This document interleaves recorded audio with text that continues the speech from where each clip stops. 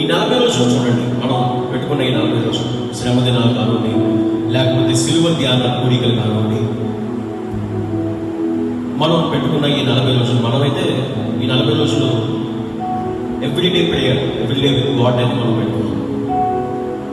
కానీ చాలామంది ఎలాగంటే ఈ 40 days ఫాస్టింగ్ ఉండడం, లేకపోతే ఈ 40 days ఒక పూట మాత్రం ఫాస్టింగ్ ఉండడం, లేకపోతే నాన్ వెజ్ తినకుండా ఉండడం, చెడు చేయకుండా, చెడు చూడకుండా, ప్రతిరోజు కూడా చర్చికి రావడానికి, దేవుని మందిరానికి రావడానికి ప్రార్థన చేసుకోవడం.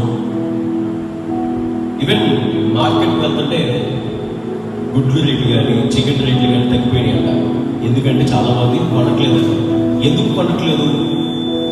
వాళ్ళు సిద్ధం చేసుకున్నారు. ఏంటంటే ఈ 40 రోజులు నేను నాన్ వెజ్ తగ్గకూడదు. అలా చేసుకోవడం వల్ల ఎక్కువగా చికెన్ రేటు, గుడ్ల రేటు ఇవన్నీ కూడా తగ్గిపోయాయి.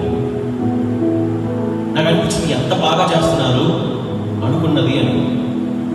కానీ ఆ భక్తి కేవలం 40 రోజులకు మాత్రమే పరిమితి అయిపోయింది. ఆ భక్తి కేవలం 40 రోజులకు మాత్రమే పరిమితి అయిపోయింది. ఇప్పుడు ఆ 40 రోజుల తర్వాత ఎలా ఉంటుందో చెప్పండి. నాన్ వెజ్ తినవాడు, మాంసాహారం తినవాడు కొంచెం ఎక్కువ తింటాడు. ఉపవాసం ఉన్నవాడు ఏమేమి తినాలో ఆల్రెడీ లిస్ట్ ఉంటుంది, మనసులో ఉంటుంది, అది తినాలనుకుంటారు.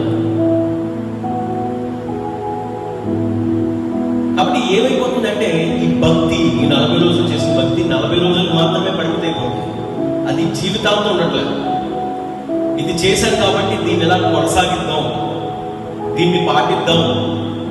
ప్రతిరోజు కూడా ఇన్ని గంటలు నేను ప్రార్థన చేశాను, లేకపోతే మందిరానికి వెళ్ళాను, దేవుని వాక్యం ఇన్ని అధ్యాయాలు చదివాను, లేకపోతే ఇన్ని వచనాలు చదివాను నేను, కాబట్టి దాన్ని ముందుకు కొనసాగిద్దాం, దాన్ని పాటిద్దామని మాత్రం లేదు.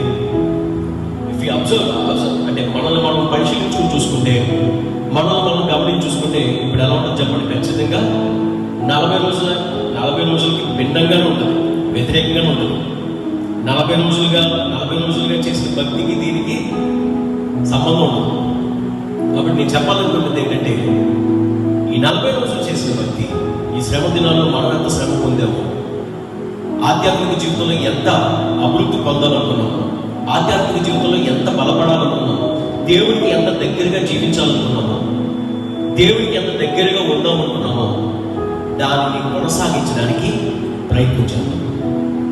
అంతే తప్ప దీన్ని ఒక 40 రోజులకి పరిమితి చేసే భక్తిలాగా దీన్ని ఉండకుండా మనం చూసుకుంటాం.